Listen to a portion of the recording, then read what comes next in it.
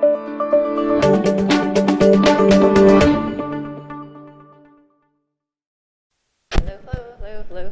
Hi. Ooh.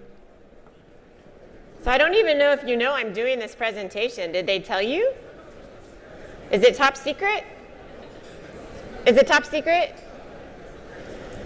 So they asked me, I think kind of late, to do this presentation, which is fine because I do it all the time. Or at least I do 60 AutoCAD tips in 60 minutes, or sometimes I do 90 AutoCAD tips in 90 minutes. So today we're going to do 30 AutoCAD tips in 30 minutes. So if you're an AutoCAD user, come on in and sit down. If you're not an AutoCAD user, go look at all the great exhibits, all right? All right?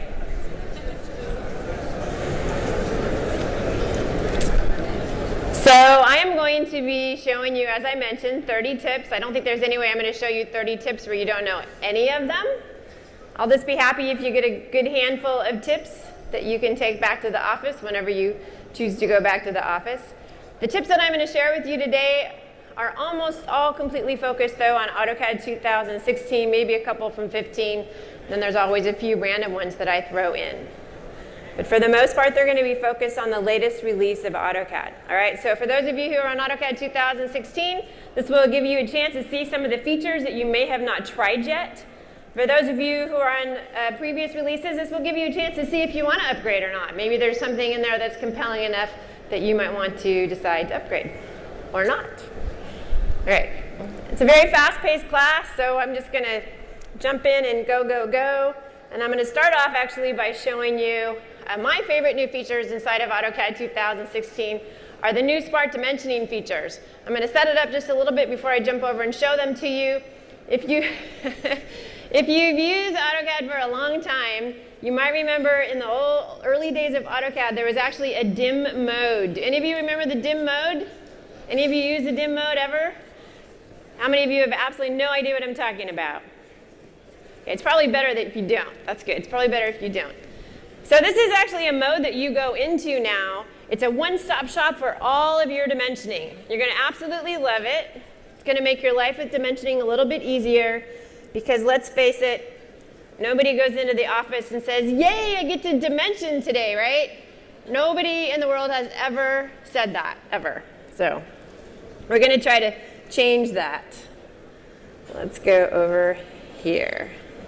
All right, and of course, I'm using AutoCAD 2016. So if I go to the Annotate tab on the ribbon, you will see this Dimension button. This is your one-stop shop for dimensioning. Okay, that's the new tool. Before we go in there, we still have all the old dimensioning tools, right? Just like you used to have. Don't use those anymore if you can help it. There's a very cool new option that allows you to set a current layer for your dimensions. So that no matter what your current layer is, as soon as you go into that new cool dim tool, it will switch the current layer for you for your dimensions, put all the dimensions on that layer, and then when you're done, it just goes back to the layer that was there before. Make sense? Just like we have that, we also have that for hatching, for example. Now we have it for dimensioning. But there is a trick. It only works with the new dimensioning tool. If you set this layer and then dimension the way you used to, it will not automatically switch your current layer, okay? So there's also a new system variable called dim layer, for those of you who prefer to type. So whatever I type in here, if the layer doesn't exist, it will make a new layer with the defaults. If the layer exists, it will just switch it to that layer. And you can see up there now it says A-dim. All right, so here is the new dimensioning tool, the new one-stop shop, the new exciting dimensioning tool, so that you will be excited when you dimension. And you will see, as I move my cursor over objects, you will see that it automatically shows you a variety of possible dimensions just by moving my cursor over it. Love that. Check that out. That's easy. I like easy. Easy is really, really good. I want to dimension this spiral staircase. I can move my cursor, just move it on top of that circle, and then it gives me a variety of options. Zoom in just a little bit.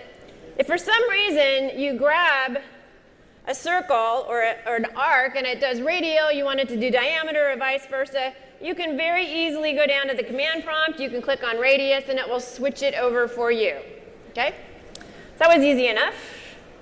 What if I want to do angular dimensioning? If I come over here and I select two objects that are not parallel, it will assume that I want to do angular dimensioning, and based on where I put the cursor, I will get a variety of different dimensions. I'm very serious when I say this is super, super easy. Very, very easy.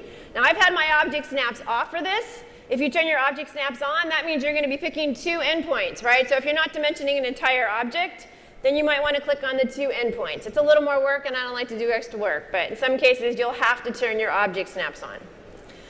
All right, let's take a look at a couple other really cool things here. I'm going to come over here and dimension this object, and I'm going to put it, there we go, right on top of that dimension, okay? My drafting teacher would not like that at all. So if you take a look at the command line on there, you can see there's options. Move away, break up, that sounds sad, right? Replace, or none. So I'm going to say move away, and you will see that it takes my new dimension, it leaves it where it is, and it moves the other dimensions away from it. All right, that's nice, I like that. Let me just kind of look at this again. I'm going to come over here, I'm going to select this dimension, and then I'm going to put it right on top of the other dimension again, and this time instead of move away, or replace, or none, replace would just literally replace that dimension. None will do nothing and just leave it right on top of the other one. Let's try break up, and you will see that it actually created a continue dimension, literally put it right in to the existing dimension line, okay? So it's giving you a very condensed version, but it's so easy to work with. Now I'm going to give you a tip. If you decide that you want to undo the last dimension, you need to do it while you're still in the dim mode. If you go out, can you see I'm still kind of in, I'm not at the command line, I'm in this new dim mode thing. To get back to the command line, I can hit an extra enter, or I can hit an escape. But if I do an undo after I leave, you see there's an undo option right there. If I want to undo the last dimension, I had better do it here. If I come out here and do an undo, keep your eye on everything, it assumes that dimension command is one great big huge command, and you'll see that it undoes everything. Yay! We all will learn this the hard way. You don't want to do it like this. Of course, you could redo them, you could put them all back, but just try to keep that in mind, all right? Do the undos while you're still in that dim mode. Okay, and then you'll actually see that we have quite a few wish list requests that were granted with AutoCAD 2016, and the one I'm about to show you was one of the top 10 wishes that were requested by users just like you to be put in the product. And I'll show you exactly what it is. It's from the AUGI wish list. I don't know if any of you know what AUGI is, the Autodesk User Group International. It's a free organization to join. You will see now that we have slider bars with our dimension text so you can control how many lines it wraps over. It's kind of nice. That was a big wish list request. I don't know if you wanted that in the program, but enough users wanted it in the program that Autodesk decided to grant that particular wish. All right, I think that's it for dimensioning. Right.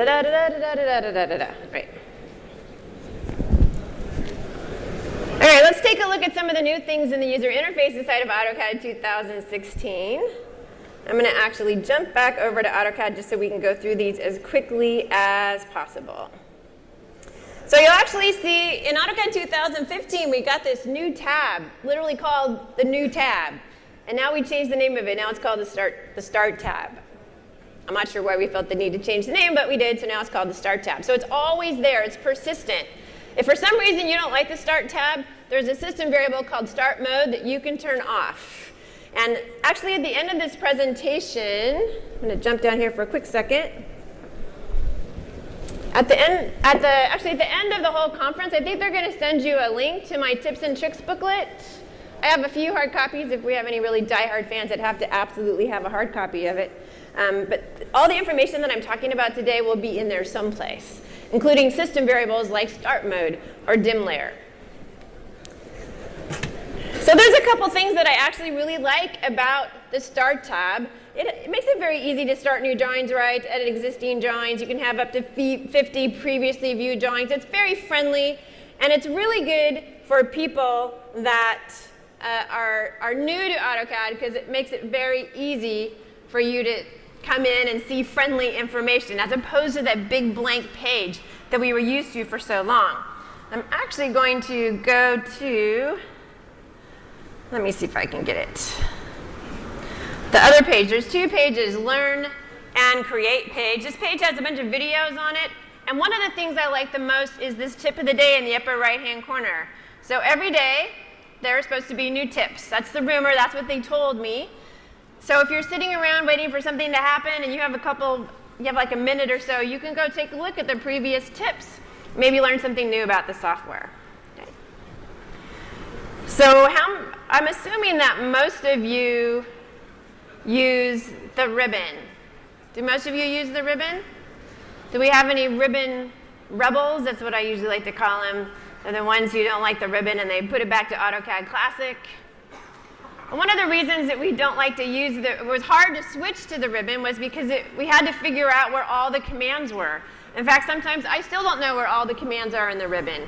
So I thought I'd show you a really cool tool that came out in 2015, and it got a little smarter in 2016. In fact, I'll just leave that same command. I want to know where ISO draft is. I don't even know if you know what that command is. And you'll see it takes me out to the help file.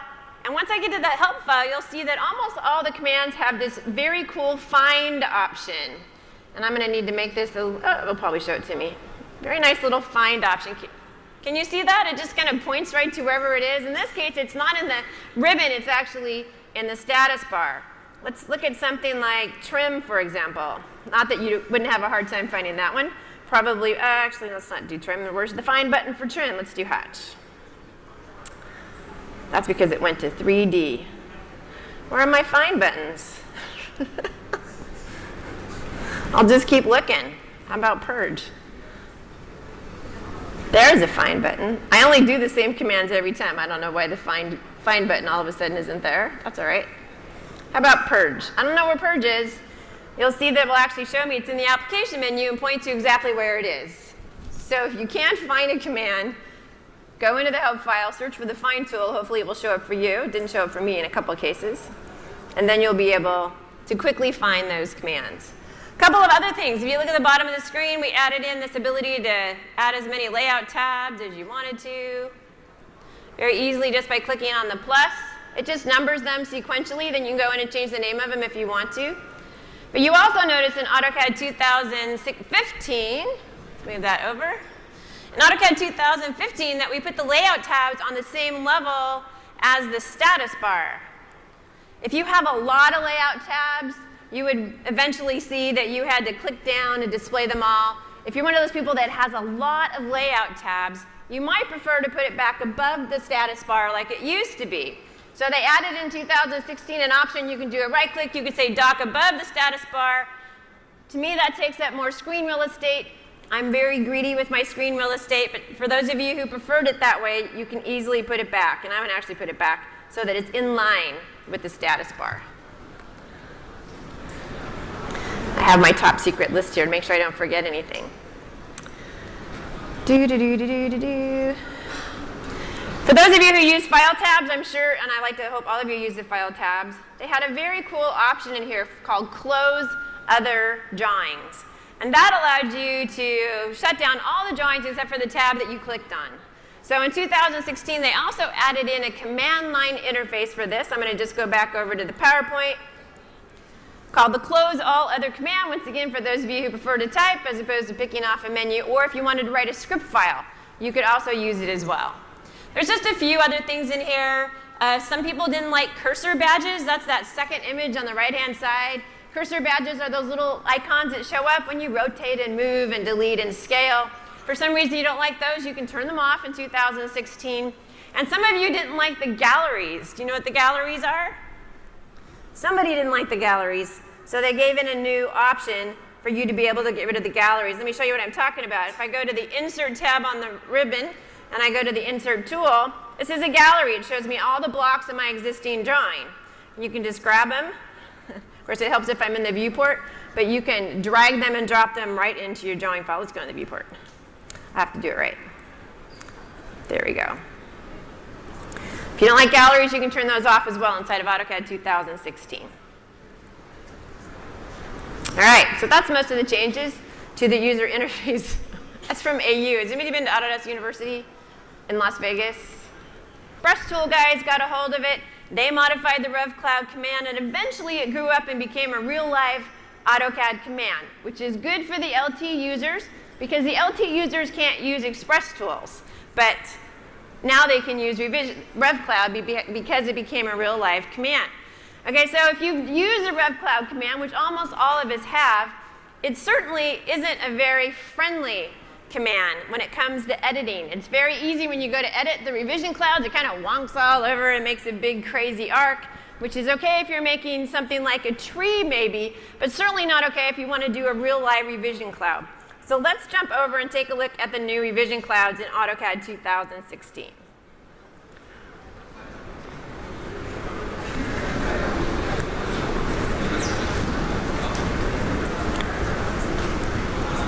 Here we go. Okay, it's very easy to use. It's located in the same location that we had before. You can still type in the RevCloud command if you prefer. Very simple. If I click on rectangular, you'll actually see that it's easy enough to create a revision cloud.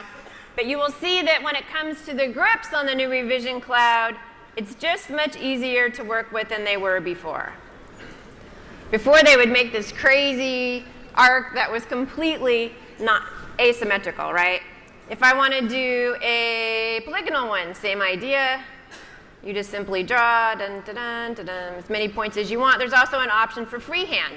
If you wanted to do a revision cloud that is circular or maybe elliptical, you need to draw those objects first.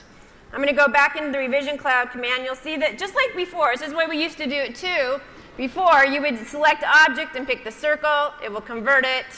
I can do that again and pick the arc, or the ellipse, I should say, and it will convert it. But the real key here is that, once again, how easy it is to edit it just by moving the grips around. Now, if for some reason you liked it back the way it used to be, there is a system variable called RevCloud grips, because we don't quite have enough system variables there. RevCloud grips, if you turn that off, and now if I click on that, you will see it's a very different animal, right?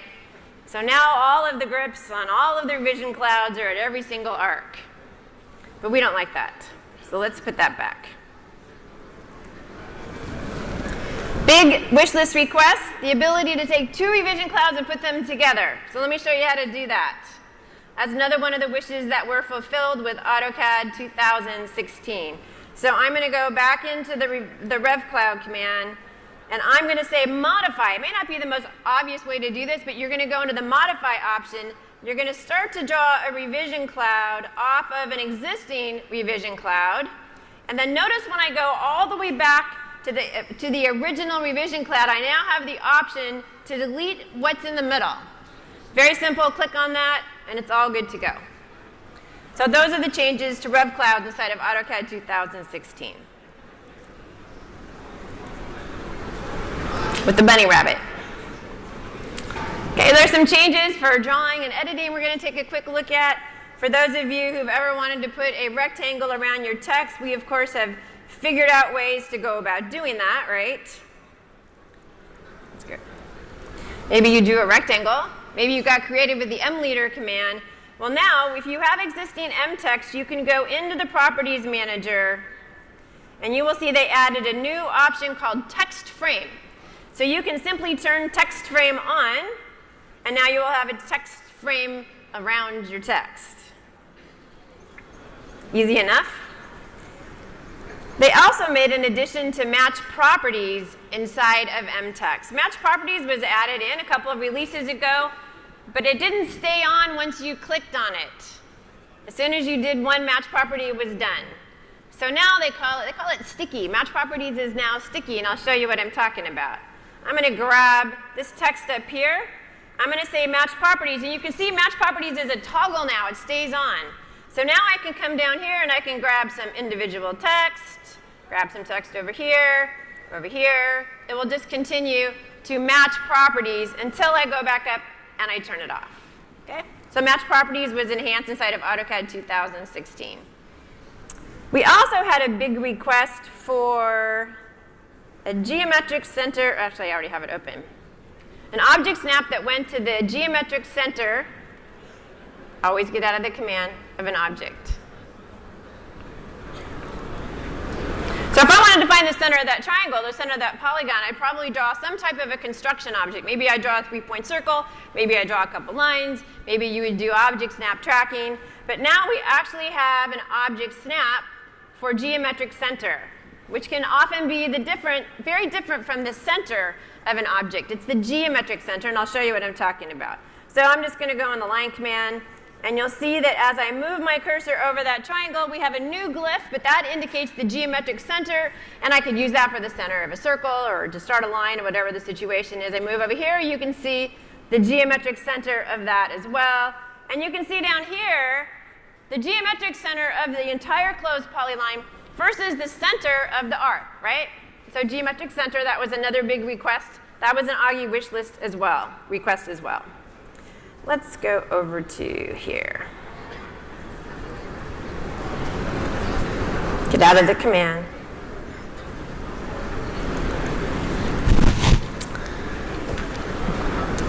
So in this drawing file, I have 3 viewports, and inside each of those viewports are XREFs. And I would like to go into these XREFs. I'd like to change the layer color of those XREFs, which you know that you can do as long as the original layers were set to by layer, right? Okay, let's take a look at that, because we happen to know that people don't always use by layer like they should. But let's go into the layer dialog box. I'm going to take a look at just the XREF layers. I'm going to grab all of the XREF layers, and I'm going to change the color of all of the XREF layers. Let's change it to, what do I feel like today? How about green? Okay, now if I look inside those viewports, some of the layers, some of the objects changed to green, but they did not. That's because the objects that were left over were not set to by layer, right? Have you ever had that happen? And you kind of wish that they would change when you told it to change? So there's a new system variable called XREF override, which allows you to force it to be by layer. XREF override. And it's just a toggle. So if I turn it on, watch the screen, you'll see that now all of the layers in the XREFs are green. But if I want to, if I go back and I can set it to 0, then they'll go back to the way they were before. So it's completely up to you. But it's a nice override, and it should save you some time. All right, last but not least. System variable monitor. So if you've ever run an AutoList routine or an application that kind of messed up your system variables, you didn't know what happened, it was a badly written routine, they didn't know what they were doing, and you started noticing AutoCAD acted a little strange. We now have a very cool system variable monitor that you can set up your favorite system variables just to make sure things like that don't happen. And I'll tell you, this is kind of a top secret command. It's not in any of the menus or the ribbons. You have to know it exists, or you're not going to find it. So in the system variable monitor, you're going to set up all of the system variables that you really care about that you do not want to change. And then if anything happens to change those variables, you're going to get a little message, a little bubble or a little message at the command line telling you, hey, those system variables were changed. If you take a look at the top, you would say you wanted to enable the balloon notifications. Or you could just tell it to tell you at the command line. It's very easy to add more. There's actually a bunch of defaults that come with it that are a direct result from our product support, who would get the same questions over and over again. Somebody turned off my pick first, somebody turned off my mirror text, or somebody turned off my file dia. Whatever the situation was, product support came in here first and put the variables that get messed up the most, hoping they wouldn't get quite as many phone calls. You can edit that list any way you want to. You can find any system variable that is very important to you that you don't want to change. I'm just going to grab, which one am I going to grab? We'll grab this one. You can give it whatever setting you chose, and then it would be added to your list of system variables. All right, so let's get out of here. I actually took an Express tool called Burst, and I messed it all up. An Express tool, a list routine, actually, and I wrote my own called Burst It. If you're familiar with the Express tool called Burst, it allows you to take a block with attributes and explode that block, and then keep the attribute values, right, instead of putting it back to the attribute definition. It's a very popular list routine, which is an Express tool. So I messed it all up. I kind of took it and I added some things in it that are going to mess up my system variables. So I'm going to come over here and I'm going to explode this block, and maybe I'll explode this one too. And you will see that it keeps the system variables, right? Excuse me, it keeps the attribute values. Did it explode it? It looks like it did explode it. So you can see I get a great big bubble down there. Hey, some of your system variables are changed, and now it's telling me here 3 of my system variables are changed at the command line. Let's ignore that for now. Let me just kind of show you what happened. Bad things happened. If I come into the erase command and I select these objects to erase, thinking that I can then go in and erase them. Oh, let's do this first. Let's pick them first. Sorry. Pick them first. And then go into the erase command. Normally, the erase command would take those objects, right? But now it just ignores them and asks me to select objects because my pick first got turned off. If I go into the open command, you will see that it's actually not giving me a dialog box to show it the drawing file I want to open. It's actually asking me at the command line. That's like 15 years ago. Do any of you even know how to do that anymore? To type in SQL and /, the name of all of the directory structure to get you to a drawing file? Of course not. We don't do that anymore. So it broke quite a few things in the process. So let's go back into the system variable monitor. And you'll see it's got these big alert, alert, alert. These were changed. I'm going to say reset all, and then we can all live happily ever after, just like that. Okay? So that's the new sysbar monitor. CAD managers like that guy. All right, so I'm going to end with a few tips that I think are going to help you moving forward, because I only got 30 minutes with you. I couldn't show you a whole boatload of tips like I normally do. I'm not really sure if you're familiar with the Autodesk Knowledge Network. You can just Google Autodesk Knowledge Network, but you can actually go into the Autodesk Knowledge Network and you can ask any question you want about any of our products. And it will do its best to find you an answer. For example, I might want to know, not Revit, we want AutoCAD. I'm not even sure why it did that. Was there a regular AutoCAD up there? AutoCAD. There we go. Pick your product. How do I turn off the Start tab, for example? And then I will do a massive search. I will say that the internet connection is slow here, so I may not wait for it to find it. Apparently you can't hit an enter either. There we go. We did. I hit an enter. And it should come back with some answers. Just about any question that you have, I can assure you someone's probably already asked. And here we go. How to turn off the Start tab in AutoCAD 2016. And then you'll see that there's a really good explanation of exactly what you need to do. And incidentally, if you do decide that you don't like the Start tab, and you do set Start mode to 0, so you don't have to have that Start tab anymore on the screen, it won't happen until you leave AutoCAD and you come back. So don't think you're losing your mind. You have to shut down AutoCAD and come back, and then the Start tab will be gone. And I can see that in here. Turning it on requires restarting AutoCAD. So that's one way you can find out information when there's no one around to help you with your AutoCAD question. You will also see that the product support folks in the US do these Build Your AutoCAD IQ webinars. I don't know if any of you have attended any of those.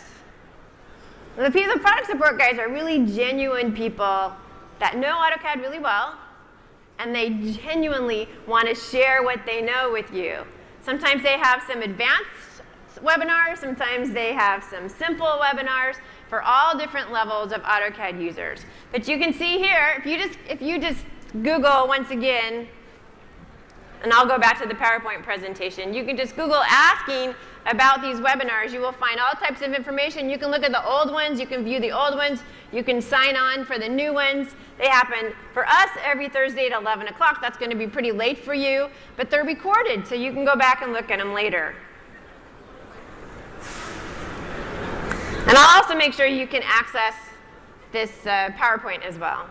So just Google Build Your AutoCAD IQ webinars. I already talked to you about the learning tips on here. And then last but not least, every year at Autodesk University, I do 60 AutoCAD tips in 60 minutes. Usually some of them are based on the new release, and the rest of them are just universal AutoCAD tips. And I've been doing them for probably 10 years. I used to even do 90 AutoCAD tips in 90 minutes for Autodesk University. You can easily go to autodeskuniversity.com. It's absolutely free. And you can just go to AU Online, and you can type in my name, or you can type in 60 AutoCAD tips in 60 minutes, or whatever makes you happy. But you will find all types of information on there. Not just my classes, a lot of really good classes on there for all of our products. And we really pride ourselves in having good instructors, like I hope that you've had today in this seminar. And it's free. It's almost like you're there. It's not quite like being there, but it's definitely a good step in the right direction. So like I said, rumor has it that after the conference is over, you'll receive an email with a link to the PDF version of my tips and tricks booklets. It covers AutoCAD 2015, AutoCAD 2016. I also have a blog. Sorry. Wrong key. I also have a blog. Oh, it's not up there. Autodesk.com/Lynn Allen. Autodesk.com. Look up Lynn Allen's blog. It's easy. Google it. And you will see that I have these booklets for probably 10 years that you can download, you can take a look at. They're all filled with lots and lots of tips. All right? I have web addresses, all kinds of things up there. So on that note, it's definitely been over my 30 minutes. I want to thank you for your time and enjoy the rest of the presentation. Thanks so much for coming to Autodesk University here in Dubai. Thank you.